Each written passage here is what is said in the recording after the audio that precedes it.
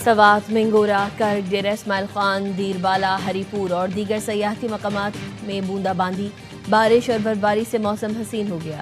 سردی کی شدت میں بھی اضافہ، بابو سر ٹاپ پر 1 فٹ سے زائد برف پڑ چکی۔ مانسیرا، کاغان، سرہند اور کونش وادیوں میں برفباری، کالام میں آسمان سے روئی کے گالے برس پڑے۔ کرک اور مضافات میں ہلکی بارش، چمن اور گردونواں میں تیز بارش، نشیبی علاقے زیر آب۔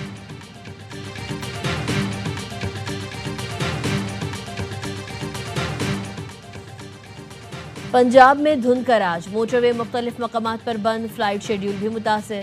سیالکوٹ ایئرپورٹ پر پروازوں کی آمد و رفت معطل۔ پی آئی اے کی مسافروں کو بکنگ کے وقت درست رابطہ نمبر فراہم کرنے کی ہدایت۔ موٹر وے M2 لاہور سے کوٹ مومن، M3 لاہور سے سمندری، M4 پنڈی پٹیاں سے فیصل آباد اور M11 لاہور سے سیالکوٹ تک بند۔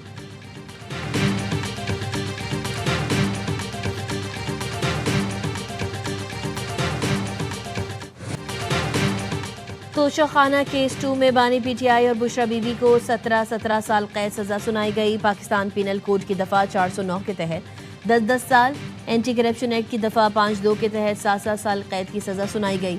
اسپیشل جج سینٹرل شاہ رخ ارجمند نے اڈیالہ جیل میں بانی پی ٹی آئی اور بشرا بی بی کی موجودگی میں فیصلہ سنایا۔ عدالت نے دونوں مجرمان پر 1 کروڑ 64 لاکھ روپے فی کس جرمانہ بھی عائد کیا۔ جرمانہ ادا نہ کرنے پر مزید 6 ماہ قید کاٹنا ہوگی۔ عدالت نے فیصلے میں لکھا، بانی پی ٹی آئی کی عمر اور بشرا بی بی کے خاتون ہونے کی وجہ سے سزا میں نرمی برتی گئی ہے۔ عدالت نے 59 صفحات پر مشتمل تفصیلی فیصلہ جاری کر دیا۔ توشہ خانہ کیس 2 7 گھڑیوں سمیت 10 قیمتی تحائف خلاف قانون پاس رکھنے اور فروخت کرنے سے متعلق تھا، جس کی تفتیش احتساب عدالت نے نیب سے FIA کو منتقل کی تھی۔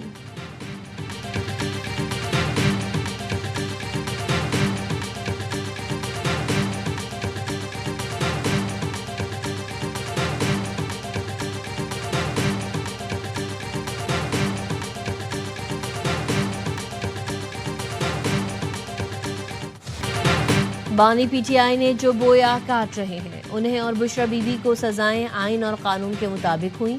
طلال چودھری کا رد عمل، کہا کوئی داماد سسرال سے ملی گھڑی بیچ دے تو اسے برا بھلا کہا جاتا ہے۔ آپ کے پاس تو ملکی سربراہی تھی، مقبول سیاستدان ہونا بے گناہی کا ثبوت نہیں۔ بانی بچوں کے ذریعے ہمدردی کارڈ نہ کھیلے۔ وزیر اعظم کے مشیر سینیٹر رانا ثناء اللہ نے کہا، بانی پی ٹی آئی دوسروں کو چور ڈاکو کہتے رہے، اب خود چور نکل آئے۔ بانی پی ٹی آئی نے تحفے میں ملی گھڑیاں بیچ دیں، وزیر اطلاعات عطا اللہ تارڑ کہتے ہیں ان لوگوں نے امانت میں خیانت کی۔ اس سے بڑا جرم یہ ہے کہ دونوں نے دنیا میں پاکستان کی بدنامی کرائی۔ بیرسٹر عقیل نے کہا، فیصلے نے ثابت کیا ملک کا سربراہ ہو یا کوئی اور، قانون سب کے لیے برابر ہے۔ بیرسٹر دانیال چودھری کا کہنا تھا، یہ فیصلہ ملک میں امید کی نئی کرن ہے۔ جو جماعت کہتی تھی کرپشن ختم کریں گے، وہ ملک لوٹتی رہی۔ جس صوبے میں یہ حکومت کر رہے ہیں، وہاں احتساب کمیشن کو تالا لگا ہوا ہے۔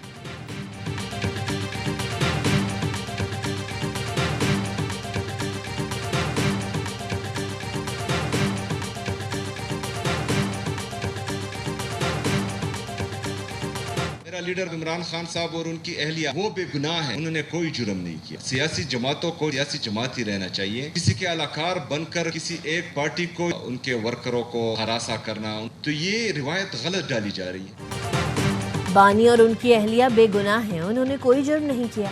وزیر اعلیٰ KP سہیل آفریدی کہتے ہیں، سیاسی جماعتوں کو سیاسی جماعت ہی رہنا چاہیے، کسی کا الاکار نہیں بننا چاہیے۔ بیرسٹر گوہر نے کہا، بشرا بی بی کا تو توشہ خانہ سے دور دور تک تعلق نہیں تھا، بشرا بی بی کو بانی پر پریشر ڈالنے کے لیے سزا ہوئی۔ سلمان اکرم راجہ کا کہنا تھا، فیصلہ سننے کے لیے ہمیں اندر جانے کی اجازت نہیں دی گئی۔ بانی PTI کے فیصلے کے خلاف اپیل کی ہدایت۔ وکیل سلمان صفدر نے کہا، بانی نے فیصلے کے خلاف اسلام آباد ہائی کورٹ میں اپیل کی ہدایت کی ہے۔ کیس میں آج فیصلہ نہیں، سرکار کی جانب سے دلائل مکمل ہونا تھے۔ جج صاحب فیصلہ لکھ کر لائے تھے، جو بانی اور بشرا بی بی کی غیر موجودگی میں سنایا گیا۔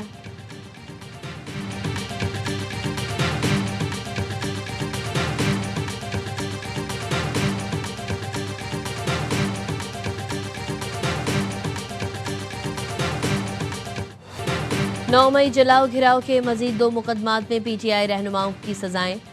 ڈاکٹر یاسمین راشد، عمر سرفراز چیمہ، میاں محمود الرشید اور اعجاز چودھری کو 10 سال قید کی سزا۔ ATC جج ارشد جاوید نے کوٹ لکھپت جیل میں گلبرگ میں پولیس گاڑیاں اور کلمہ چوک پر کنٹینر جلانے کے مقدمات کا فیصلہ سنایا۔ دونوں مقدمات میں شاہ محمود قریشی کا چلان پیش نہیں کیا گیا۔ پی ٹی آئی رہنماؤں سمیت 23 ملزمان کو سزائیں سنائی گئیں۔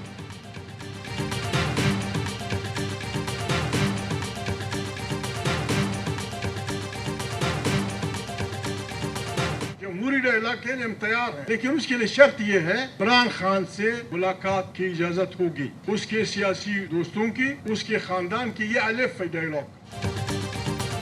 مذاکرات چاہتے ہیں تو بانی سے ملاقات کرائیں۔ تحریک تحفظ آئین پاکستان کے سربراہ محمود اچکزئی نے شرط رکھ دی۔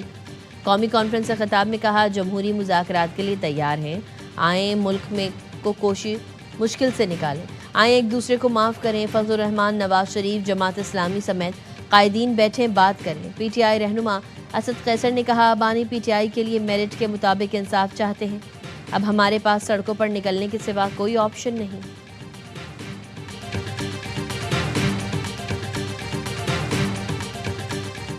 صدر زرداری 4 روزہ دورے پر عراق پہنچ گئے۔ بغداد میں عراق کے وزیر ثقافت نے صدر آصف علی زرداری کا استقبال کیا۔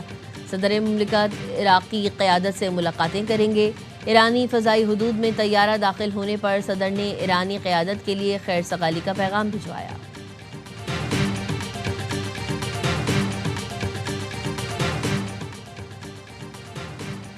غیر قانونی بیرون ملک سفر کے خلاف کارروائی میں خیال رکھا جائے، معتبر سفری دستاویزات رکھنے والے متاثر نہ ہوں۔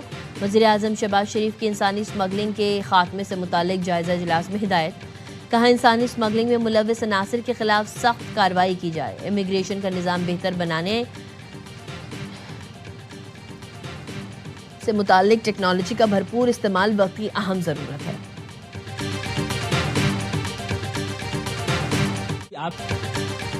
وزیر دفاع خواجہ آصف نے نام نہاد بھارت لبرلز کا منافقانہ چہرہ بے نقاب کر دیا۔ وزیر دفاع نے ایکس پر بھارت میں ہوئے مباحثے کی ویڈیو شیئر کر دی۔ لکھا، حقائق اور دلائل سے جواب دیا جائے تو ان کے پاس شور کے سوا کچھ نہیں رہتا۔ لبرلز ہندوتوا کے زیر تسلط بھارت میں وجود کو جائز ثابت کرنے کی کوشش کر رہے ہیں۔ بھارت میں ایسے ناکام نہاد لبرلز کو لوگ کرائے پر رہائش تک دینے کو تیار نہیں۔ غزہ کا معاملہ ہے، پاکستان کی فوج اگر وہاں پہ امن قائم کرنے کے لیے اپنی ذمہ داریاں نبھانے کا موقع ملتا ہے تو پاکستان کی فوج جو ہے وہاں پہ اپنے فلسطینی بھائیوں کے لیے ایک بہت بڑا آسرا، بہت بڑا سہارا ثابت ہوگی۔ غزہ میں خدمات کا موقع ملا تو فلسطینی بھائیوں کی فلاح کے جذبے کے لیے جائیں گے۔ وزیر اعظم کے مشیر سینیٹر رانا ثناء اللہ کہتے ہیں، ٹرمپ یا کسی اور کے کہنے پر فوج کو غزہ نہیں بھیجیں گے۔ فلسطینی بھائیوں کی خدمت کا موقع ملا تو ضرور جائیں گے۔ ہو سکتا ہے پاکستانی فوج کی غزہ میں موجودگی سے اسرائیل ہی انکار کر دے۔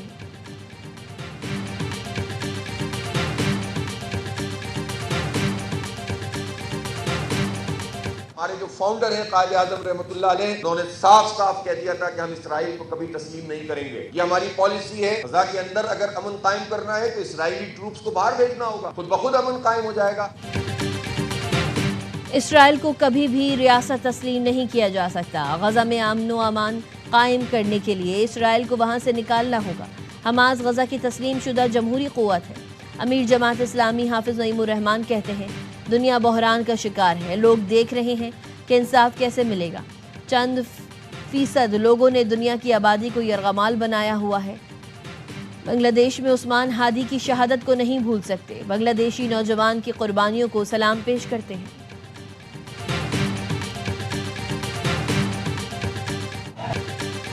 دائمی فخر سے سربلند ابدی سفر پر روانہ ہو گیا۔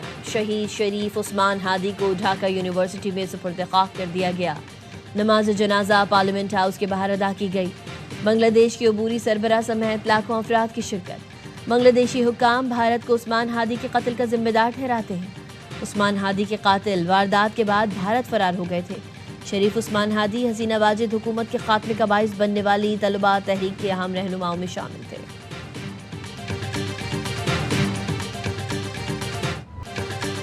ایبٹ آباد میں مقروض باپ نے مبینہ طور پر 3 بچوں کی جان لے لی، بیوی کو زخمی کر کے خودکشی کی کوشش کی۔ کاغان کالونی کے گھر سے بچوں کی لاشیں، زخمی والدین کو بے ہوشی کی حالت میں اسپتال پہنچایا گیا۔ پولیس کو کاشف جدون کے موبائل فون سے ویڈیو بیان ملا، جس میں کاشف جدون اپنے دوست قاری سے شکوہ کر رہے ہیں۔ کچھ دن مل جاتے تو معاملہ نپٹا لیتے۔ ویڈیو میں گھر کی فروخت اور کاری کے پیسوں کا بھی ذکر ہے۔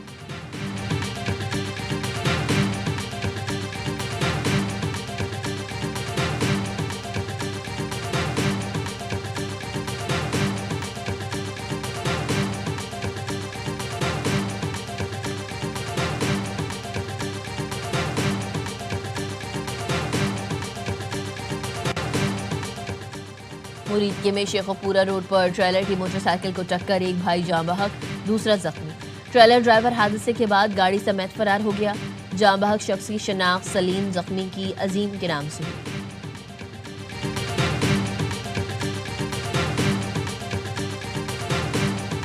کراچی میں نامعلوم گاڑی نے ایک اور نوجوان کو موت کی نیند سلا دیا۔ کلفٹن 3 تلوار پل پر نامعلوم گاڑی کی ٹکر سے موٹر سائیکل سوار جاں بحق ہو گیا۔ متوفی کی شناخت 23 سالہ محمد عمر کے نام سے ہوئی۔ لاش اسپتال منتقل کر دی گئی۔ تیسر ٹاؤن کے قریب موٹر سائیکل پھسلنے سے 30 سالہ ابو بکر جاں بحق۔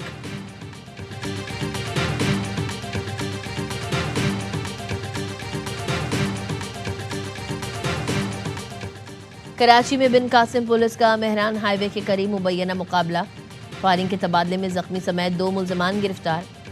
اسلحہ، موٹر سائیکل، موبائل فون برآمد۔ زخمی ملزم کی شناخت اصغر علی کے نام سے ہوئی۔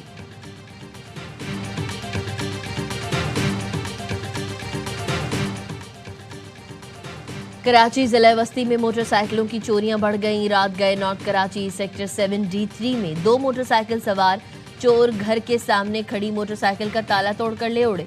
چوروں نے چہرے چھپانے کے لیے ماسک اور ہیلمٹ پہن رکھے تھے۔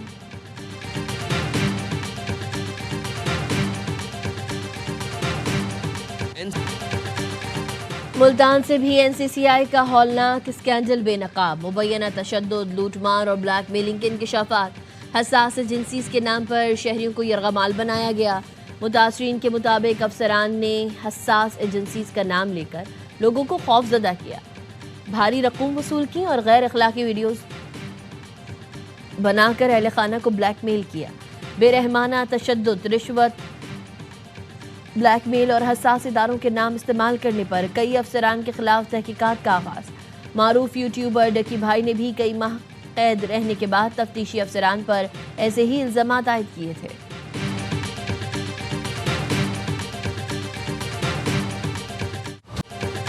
عالمی بینک پاکستان کو $70 کروڑ قرض دے گا۔ عالمی بینک نے پاکستان کے لیے فائنانسنگ کی منظوری دے دی۔ اعلامیے میں کہا $60 کروڑ وفاق اور $10 کروڑ سندھ کے لیے منظور کیے گئے۔ فنڈز کی فراہمی اصلاحاتی اہداف کے حصول سے مشروط ہوگی۔ یہ منصوبہ میکرو اکانومک استحکام اور عوامی خدمات کی بہتری کے لیے ہے۔ پروگرام کے تحت مجموعی طور پر $1 ارب 35 کروڑ تک فائنانسنگ فراہم کی جائے گی۔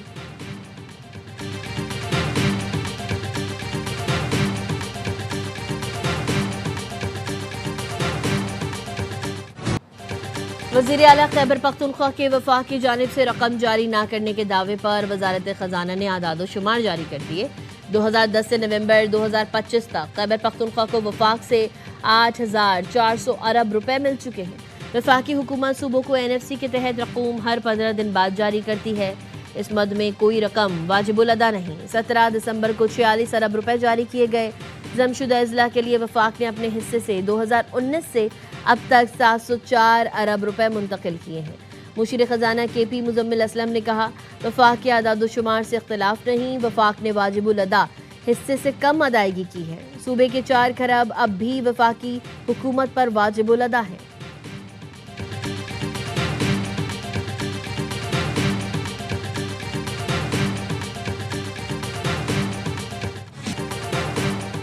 فائنل میں ہوگا روایتی حریفوں کا دنگل۔ Pak Bharat cricket teams under nineteen Asia cup کا حتمی مارکا آج دبئی میں لڑیں گے۔ میچ پاکستانی وقت کے مطابق صبح 10 بجے شروع ہوگا۔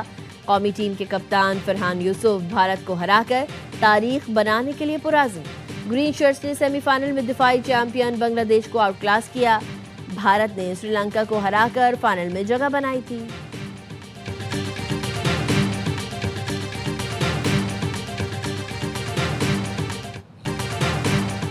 چیئرمین PCB محسن نقوی نے قذافی اسٹیڈیم لاہور میں اسکول ٹورنامنٹ کا فائنل دیکھا۔ چیمپئن ٹیم کے کپتان کو ٹرافی دی، کھلاڑیوں سے ملاقات کر کے حوصلہ افزائی کی۔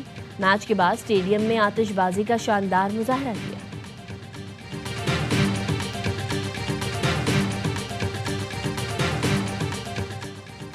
लाहौर में अमरीकी काउंसिल जनरल स्टेटसन सैंडर्स की PSL chief executive Salman Naseer से मुलाकात। न्यूयॉर्क में होने वाले पीएसएल रोड शो के हवाले से गुफ्तगू। अमरीकी सरमायाकारों की पाकिस्तान सुपर लीग में दिलचस्पी पर भी बातचीत। काउंसिल जनरल और सलमान नसीर ने अमरीका में क्रिकेट की बढ़ती दिलचस्पी के लिए मुख्तलिफ प्लान्स पर गौर किया। अमरीका में क्रिकेट के फरोग के लिए नए रास्ते तलाश करने पर भी इत्तेफाक हुआ।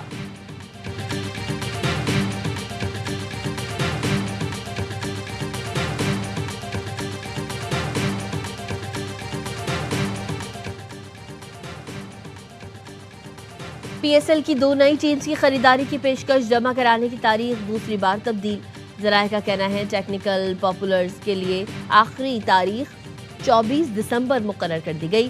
फैसला हफ्ता इतवार को बैंक बंद होने की वजह से किया गया। अहले बोली दहिंदगान का ऐलान 27 दिसंबर को होगा।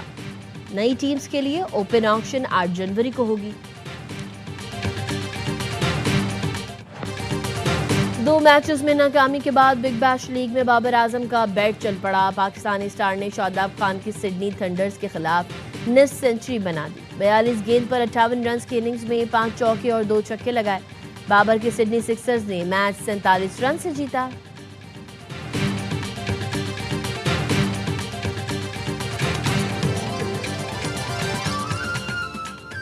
और सखर में पहली बार लोक सहायता बैनुल अक़वामी मैराथन आज होगी।